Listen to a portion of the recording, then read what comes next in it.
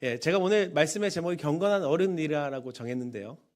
지금 제가 굉장히 좋아하는 책이 있습니다. 김형익 목사님이 쓰신 우리가 하나님을 오해했다라는 책이 있습니다. 제가 또 그 책은 또 많이 사서 많은 분들께 선물을 했던 책이기도 한데요. 혹시 나중에라도 시간이 되시면 그 책 꼭 한번 보시면 하나님에 대한 더 깊은 이해와 경험들을 하실 수 있을 것입니다. 거기에 4장에 보면 경건한 어른에 대한 이야기들, 정말 교회 안에서 경건한 어른은 어떤 사람인가에 대한 이야기들을 좀 담고 있는데요. 그 이야기들을 기억하면서 오늘 말씀을 한번 준비해봤습니다. 네, 제가 이제 대학교를 입학하고 저는 안양대학교 신학대학을 나왔습니다. 안양대 신대원을 졸업했고요. 그 학교를 다니면서 제가 제 안에서 가장 중요한 경험들은 멋진 선배들을 만났다라는 겁니다. 제가 그 학교를 입학하고 또 낙도 선교회라는 동아리 활동을 하고 그리고 교육선교 우물이라는 선교회 활동, 지금 제가 섬기고 있는 선교단체인데요. 그 선교 활동하면서 제가 겪었던 가장 큰 기쁨과 경험들은 좋은 선배의 좋은 모습들, 아름다운 사역들을 바라봤다라는 겁니다. 학부 때는 그 젊음을 가지고 20대, 나이가 많아봤자 얼마나 많겠습니까? 겨우 25, 6 정도 되는 선배들, 전도사님 선배들, 함께 자신의 사례비, 그때는 봉투로 받았거든요. 많지도 않습니다. 한 40만 원에서 한 70만 원 되는, 그걸로 또 한 달을 살아가야 되는 그 삶에서 그 봉투를 통째로 들고 일주일 동안 그 섬에서 그 교회를 섬기기 위해서 뒤를 돌아보지 않고 자신의 물질을 다 쏟아내며 조원들과 사역지를 섬겼던 선배들, 그리고 제가 또 함께하는 선교회에서, 제가 하는 선교회는 미자립교회, 농어촌교회 아이들을 섬기는 곳입니다.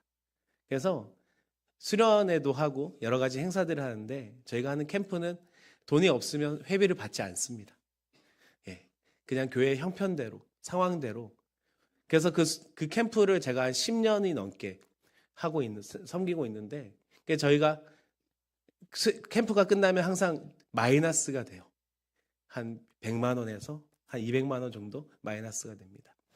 그럼 또 저희 선배들은 각자 자신의 지갑을 열어서 그 섬김에 대해서 기쁨으로, 감사함으로 참여하게 되죠.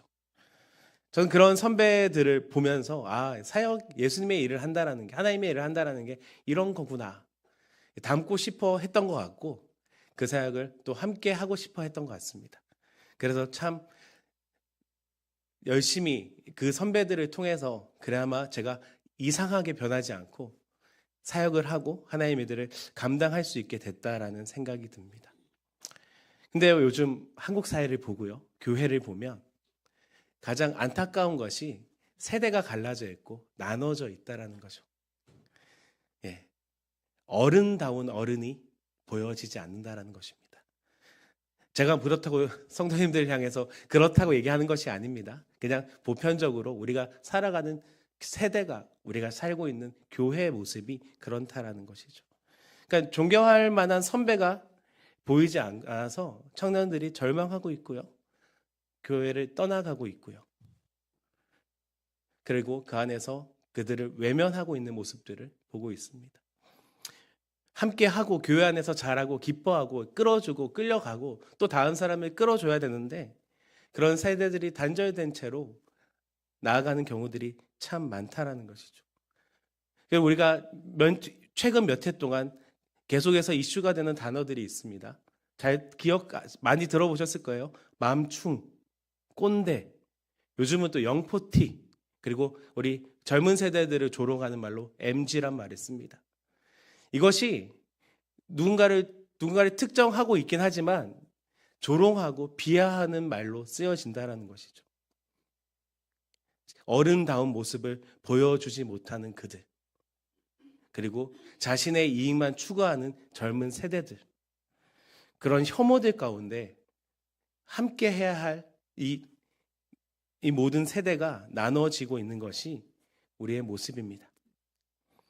근데 이것은 우리가 신앙적으로 복음 안에서 바라봤으면 좋겠습니다.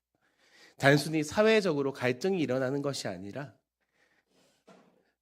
말씀이 사라진 우리의 시간들 가운데 나타나는 영적인 위기로 바라봤으면 좋겠습니다.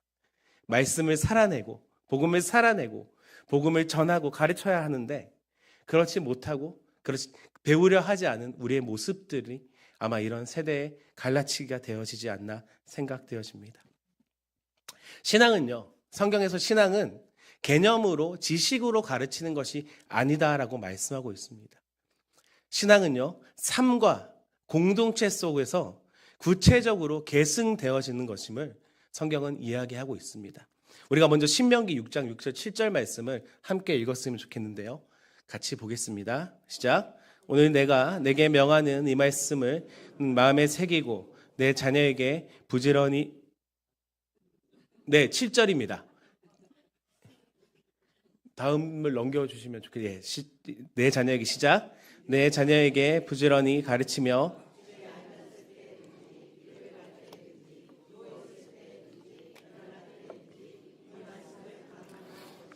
아멘. 모세를 통해서 하나님께서 주신 말씀이죠. 우리 디모데후서 말씀도 같이 보겠습니다. 1장 5절입니다.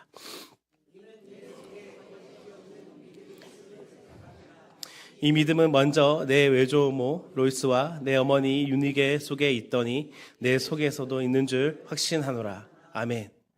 예, 구약과 신약의 말씀을 통해서 신앙이 어떻게 다음 세대로 연결되어지는지를 정확하게 보여주고 있는 말씀입니다. 구약은 일상의 삶 속에서, 신약은 그 세대와의 관계 속에서 신앙이 계속되어지고 있다는 것을 보여주고 있는 것이죠. 그래서 성경은 신앙이라는 것은 단순히 내가 그 가정 안에서, 그 가문 안에 태어났다는 것만으로 연결되어지고 이어진다는 것이 아님을 우리에게 알려주고 있습니다. 단순히 지식으로 전달되어서 깨우쳐지는 것이 아님을 보여주고 있는 것이죠. 어떤 것이라고? 복음을 함께 살아내는 것. 그 삶으로 살아낼 때 신앙은 지금의 세대에서 다음 세대로 또 그 다음 세대로 이어져 가는 것임을 보여주고 있다는 것이죠. 근데 우리가 여기서 조심해야 될 것이 하나 있습니다. 모든 세대가 예외 없이 우리가 하나님 앞에서 죄인이라는 것을 기억했으면 좋겠습니다. 누구의 잘못으로 다음 세대에 이어지고 우리가 잊지 않기 때문에 다음 세대에 연결되어지는 것이 아니라 우리가 기본적으로는 우리가 하나님 앞에 모두가 죄인이고 그리고 복음 안에서만 하나님의 은혜 안에서만 그것이 분명하게 연결되어진다는 것을 기억하면서요. 그리고 하지만 그럼에도 불구하고 우리의 신앙이 우리의 다음 세대에게 어떻게 연결되어질 것인가에 대한 고민들은 우리가 끊임없이 해야 된다는 것이죠. 우리 청년 세대의 방황을 기성세대의 실패로 규정하는 것은 잘못된 것입니다. 그들의 세속화된 지금의 상황들, 현상들 때문에 어쩔 수 없음으로 돌리는 것은 굉장히 옳지 않은 방법입니다. 이러한 접근들은 결국에는 문제의 본질을 흐트러뜨리는 것입니다. 성경은 특정 세대의 문제가 아니라 어떻게 해요? 하나님을 떠난 인간의 죄성 때문에 말씀이 없고 하나님의 말씀을 들으려 하지 않은 우리의 모습 때문에 나타났다라고 이야기하는 것이죠. 그래서 우리가 회복되어지는 것, 믿음이 연결되어지고 계속해서 교회가 세워지고 살아나는 것은 서로를 향해 비난하고 어쩔 수 없음을 한탄하는 것이 아니라 우리가 함께 죄인임을 인정하고 하나님 앞에 어쩔 수 없는 우리의 모습들을 인정하고 동일하게 십자가 앞에 나아가는 것입니다. 아멘이십니까? 예. 그래서 그렇게 나아갈 때 그렇게 우리가 함께 복음 안에 들어가서 살아내기 위해 노력하고 서로를 인정하며 나아갈 때 우리는 아름다운 참 하나님의 예수님의 몸된 교회라는 공동체로 세워지는 것이죠. 그러면 우리가 오늘 이런 상황들, 우리의 현상들, 우리의 모습들을 돌파하기 위해서는 오늘 말씀의 제목처럼 경건한 어른이 어떤 모습인지를 성경을 통해서 우리가 함께 생각해 봤으면 좋겠습니다. 단순히 그냥 세상이 얘기하는 모범적인 삶의 모습들 정도로만 생각하는 것이 아니라 말씀을 통해서 그 복음 안에서 복음을 살아내는 것이 어떤 것인지를 그래서 그것을 통해서 어떻게 우리가 다음 세대로 연결할 것인지를 고민해 봐야 된다는 것이죠. 오늘 말씀을 또 한번 같이 봤으면 좋겠습니다. 오늘 읽은 본문 말씀인데요. 18절 19절 오늘 제가 읽어드리겠습니다. 내가 여러 번 너에게 말하였거니와 이제 눈물을 흘리며 말하노니 여러 사람들이 그리스도의 십자가의 원수로 행하느니라. 그들은 마침은 멸망이요 그들의 신은 배요 그 영광은 그들의 부끄러움에 있고 땅의 일을 생각하는지라. 예, 우리는 성경은요 나이를 먹는다고 자연스럽게 우리가 경건한 어른이 되어진다라고 말하지 않습니다. 저는 어릴 때 그런 생각을 했어요. 나이가 들고 점점 나이가 들어갈수록 점점 우리의 삶이 인격이 성숙해질 것이다라는 생각들을 한 적이 있습니다. 근데 현실을 바라봤더니 여전히 무례한 사람들, 함부로 하는 사람들, 멋있는 어른들이 많이 보이지 않더라고요. 그 나이에 맞게, 그 나이에 맞는 매너를 보이는 분들이 생각보다 그리 많지 않더라고요. 그냥 겉모습을 통해서 함부로 하는 사람들이 주로 자주 보이고, 그리고 그 나이에 맞지 않는 행동들을 하는 사람들을 지나가다, 삶을 살아가다 많이 보게 되어집니다. 우리의 신앙이라는 것도 동일한 것입니다. 그냥 시간이, 흐름이, 직분이, 우리의 환경이 우리를 성숙하게 만들지 않는다라는 것이죠. 오늘 바울은 십자가의 원수는이라고 얘기하고 있습니다. 단순히 이것은 하나님을 싫어하거나 대적하는 사람들을 가르치는 것이 아닙니다. 겉으론 신앙이 있는 것처럼 보이고 하나님을 말하며 종교적인 모습을 갖추고 있지만 그 중심에 하나님이 아니라 자기 자신이 있는 사람들을 이야기하고 있습니다. 오늘 보면요, 19절 보면요, 그들의 마침은 멸망이요 그들의 신은 배요라고 이야기하고 있습니다. 그들의 우상은 배라고 얘기하는데요, 이 배라는 것은 우리가 생각하는 그 배가 맞습니다. 우리의 몸, 복부, 몸의 내부, 이것을 배라고 이 단어를 얘기하고 있는데, 이것이 그러니까 우리의 신앙이 욕심이라고 얘기하고 있는 것이죠. 근데 이거 욕심은 단순히 내 배를 채우고 나를 따뜻하게 하는 그 욕심의 물질적인 환경적인 모습을 이야기하는 것이 아니라 그 모든 것 가운데 자기 중심적인 욕망을 이야기하고 있다라는 것이죠. 이런 거예요. 그래서 십자가의 원수는 믿지 않는 자들이 아니에요.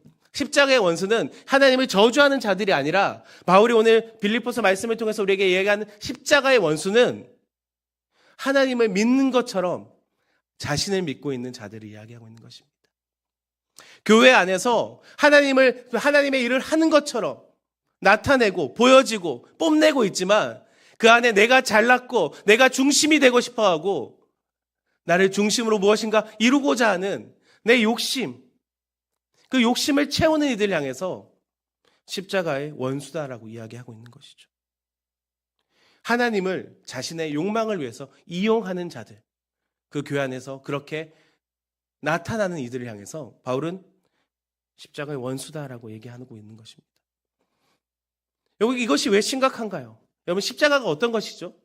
우리가 또 한 주 동안 그 십자가를 계속해서 묵상할 건데, 십자가는 어떤 것입니까?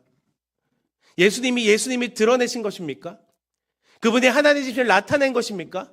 아니요. 그분의 섬김으로, 그분의 죽음으로 하나님의 뜻을 나타낸 곳이 바로 십자가의 자리입니다. 철저하게 나를 죽이고 철저하게 나를 내려놓고 내가 그것이 두렵지만 내가 그것을 향하고 싶지 않지만 어떻게 해요? 그 자리를 묵묵히 걸어가서 아버지의 뜻대로, 하나님의 뜻대로 하나님이 나타나시길, 하나님께 영광 돌리는 자리가 바로 십자가의 자리입니다. 근데 우리는 어떻습니까? 자기 욕심을 유지한 채로 하나님을 믿으려 하고 있습니다. 작은 것 하나도 내려놓지 못하고 십자가에 올라가고 있지만 내 삶에 나를 덕지덕지 붙여가면서 하나 비워내지 못하면서 하나님을 믿으려 하고 있다는 것이죠. 하나님을 수단으로, 하나님을 방법으로 사용하고 있다는 것이죠. 신앙은요, 하나님을 사랑하는 삶입니다. 하나님의 나라를 이루어내는 삶입니다. 신앙생활이라는 것은 예수님을 닮아가는 것입니다. 근데 우리가 이렇게 살아가는 것은 잘 되기 위해서 하나님을 사용한다라는 것이죠. 바울은 우리에게 이것을 이야기하고 있어요. 겉으로 드러난 행동의 문제가 아니라 너희의 중심이 어디에 있느냐라고 말씀하고 있는 것입니다. 겉으로 잘할 수 있습니다. 저는 신앙이 없는 이가 찬양 인도하는 것도 너무 잘 몇 번이나 경험했습니다. 눈물을 흘리고 마치 하나님이 임재해서 뭔가 멋진 것을 하고 있는 것처럼 보이지만 그 사람이 예수를 믿지 않는 것을 바라봤어요. 나타나는 것으로 행동하는 것이 중요한 것이 아니라는 것이죠. 우리의 중심에서, 우리의 마음에서 진짜 하나님의 사람으로 살아가고 있는 것인가? 내가 십자가를 바라보고 나를 못 박아서 내 자아를 내려놓았는가를 우리는 바라봐야 된다는 것이죠. 하나님이 도구가 아니라 하나님이 목적이 되어져야 되는 것입니다. 십자가의 삶은 하나님을 목적으로 하는 삶인 것입니다.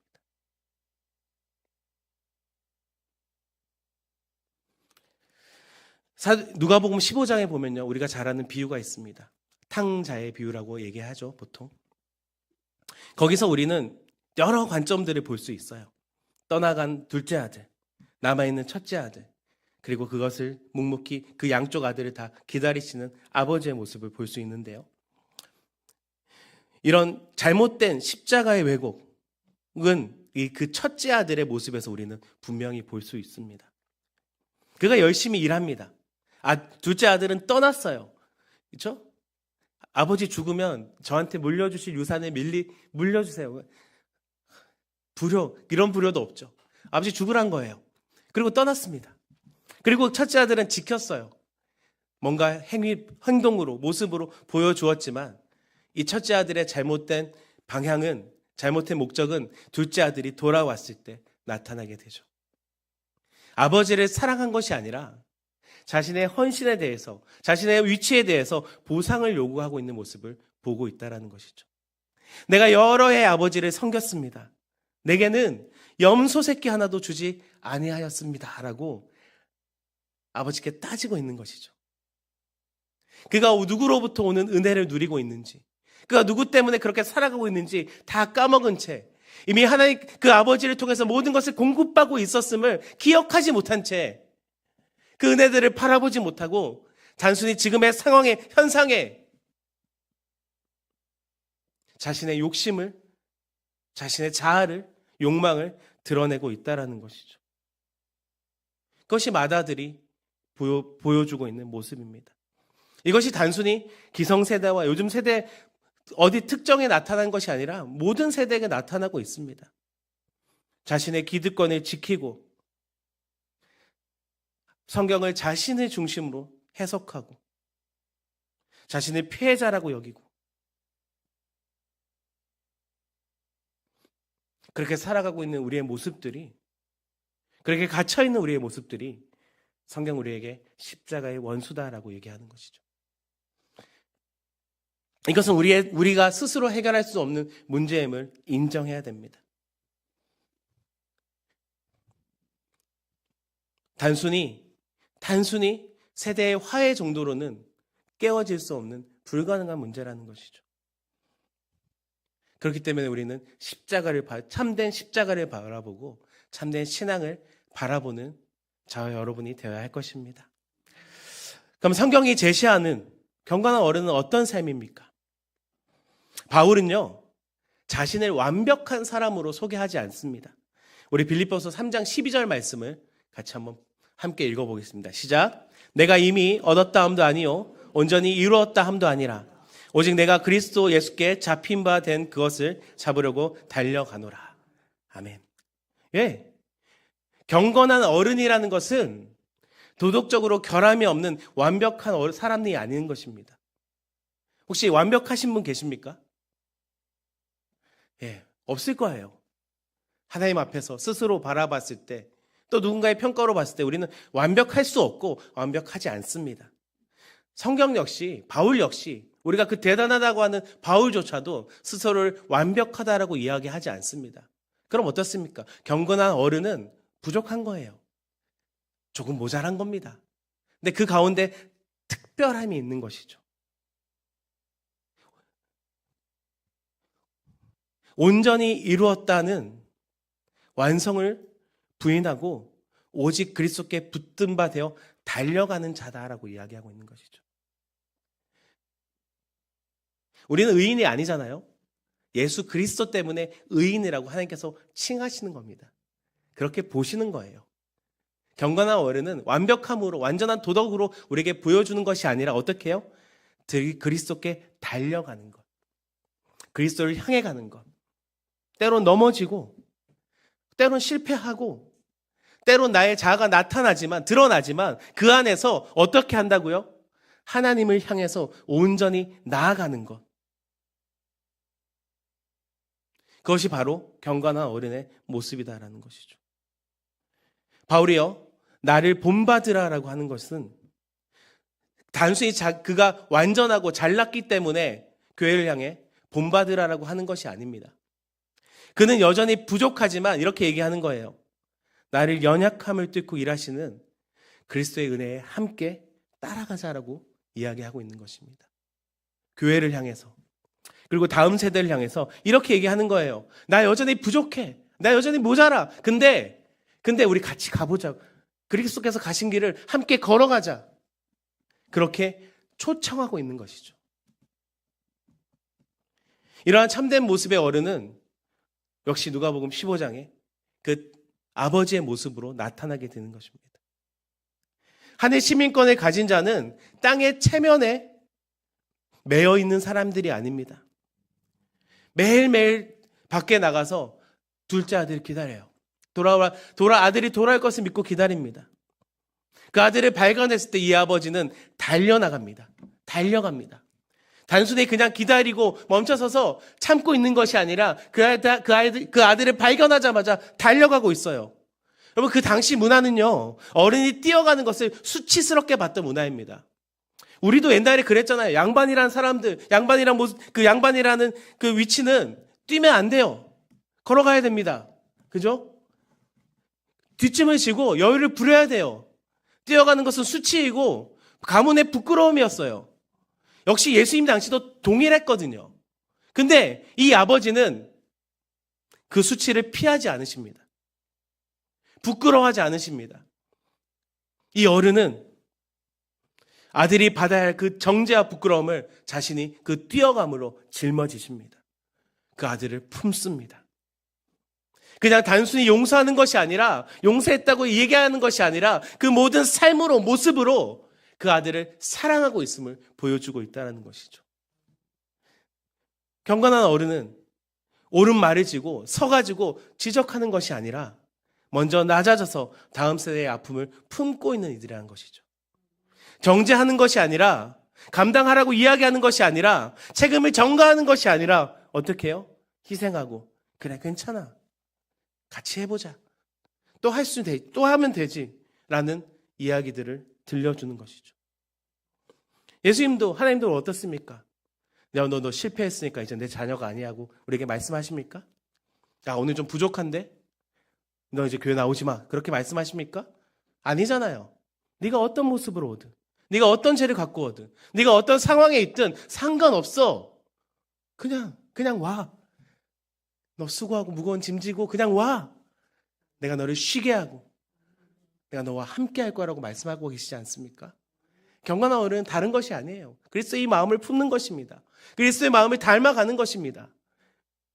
그리고 그 낮은 자리에서 그 다음 세대의 수치를, 그 자녀의 수치를 대신 감싸 안는 것이죠. 그리고 나서요. 그리고 이러한 또한 십자가의 복음은 이제는 청년 세대에게 분명한 결단을 요구하고 있습니다. 이들을 보면서 잘못되어졌다고 얘기하는 것이 아니라 그냥 내가 그럼 내 마음대로 내 살 길을 갈 거라고 얘기하는 것이 아니라 구경꾼으로 남아있는 것이 아니라 이제는 하나님께 그 받은 은혜, 그 은혜를 흘려보내는 존재임을 기억해야 되는 것입니다. 청년은요, 비판하는 자리가 아닙니다. 청년의 세대는요, 이어받고 살아내고 다시 그 경건한 어른이 되어가는 시간들이라는 것이죠. 그래서 우리 청년들은 어떻게 해야 되냐? 완벽한 사람을 찾으려는 시선을 내려놓아야 됩니다.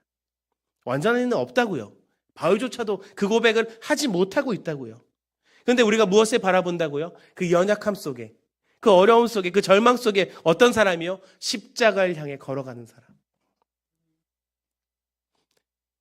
그리고 그 길들을, 그 모습들을, 그 삶들을 본받아야 하는 것이죠. 제가 서두에 저의 대학 생활을 말씀드렸는데요. 제가 함께 했던 사역했던 목사님들 큰 교회를 담임하고 그러신 분 없습니다. 근데 여전히 그 자리에서 자신의 삶을 쉽지 않은 그 삶에서 자신의 얼마를 내어놓고 자신의 시간들을 내어놓고 후배들에게 그 사역들을 맡겨가는 부분들을 여전히 저희를 향해서 보여주고 있습니다. 어떻게 존경하지 않을 수가 있겠습니까? 참된 어른, 경건한 어른은 그런 자리고, 그리고 우리 청년들은 그런 모습들을 바라봐야 된다는 것이죠. 세상은요, 자기 이익을 지키고 살아남는 법을 가르칩니다. 하지만 하늘 시민권을 가진 자의 삶은 다름을 기억했으면 좋겠습니다. 이제 우리의 청년들이 대부분 교사들이거든요. 단순히 경건한 어른들을 구하고 찾는 것이 아니라 경건한 어른이 되어져야 할 시기입니다. 그 역할을 감당하는 존재임을 기억하시길 예수님으로 부탁드리겠습니다. 네. 그래서 정죄가 아니라 지켜보는 자가 아니라 함께 참여하고 함께 걸어가는 자로 살아가시기를 다시 한번 예수님으로 부탁드리겠습니다. 말씀을 정리할게요. 말씀을 정리합니다. 교회의 참된 소망은요, 인간이 만들어낸 프로그램이나 체계의 완성도에 있지 않습니다. 교회는요, 그런 시스템으로 세워지는 곳이 아닙니다. 복음은요, 오직 교회는 그 복음을 살아냄으로, 날마다 십자가에 우리의 삶을 못 박음으로 살아가는 성도의 삶을 통해서 나타나는 것입니다. 결국 교회는요, 잘 짜서 무언가를 이루는 것이 아니라 교회 한 사람 한 사람이 그 복음을 멋있게 살아내므로 다음 세대에게 그 신앙이 연결되어지고 이어지고 그 교회가 단단하게 튼튼하게 세워져 간다는 것이죠. 다시 한번 부탁드립니다. 우리 성도님들, 강함을 드러내는 사람이 아니라 연약함을 인정하고 십자가의 길을 가는 삶을 사시기를 다시 한번 부탁드리겠습니다. 체면을 지키는 어른이 아니라 수치를 감당하는 어른들이 되시기를 예수님으로 부탁드리겠습니다. 동시에 우리 청년들은 비판하는 자리에 드는 것이 아니라, 완벽해질 때까지 기다리는 것이 아니라 십자가의 삶을 배우고 우리 어른들과 함께 걸어가는 삶을 살아가시기를 예수님으로 부탁드리겠습니다. 예. 결국은 누구의 잘못이 아니에요. 누가 무엇을 잘했다라는 것이 아닙니다. 두 세대가 함께 십자가 앞에 설 때 교회는 계속해서 그 신앙들이 이어지고 우리는 경건한 어른으로, 경건한 어린이 되어짐으로 또 우리 다음 세대들이 그것을 바라보고 하나님 나라가 온전하게 세워진다라는 것을 우리는 오늘 말씀을 통해서 분명히 기억했으면 좋겠습니다. 우리가 십자가 앞에서 다 낮아지시기를 예수님으로 부탁드리겠습니다. 우리가 서로의 상황들을 인정하고 하나님의 마음으로 바라보기를 다시 한번 예수님으로 부탁드리겠습니다. 그래서 이렇게 고백할 수 있었으면 좋겠습니다. 나를 본받으라. 그냥 내가 아니라 십자가의 삶을 살아내는 나를 본받으시기 바랍니다. 예수님을 쫓아 살아가는 나를, 야, 너희들이 본받았으면 좋겠어라고 자신 있게 말할 수 있는 저희들의 모습 됐으면 좋겠습니다. 우리 같이 찬양하겠습니다.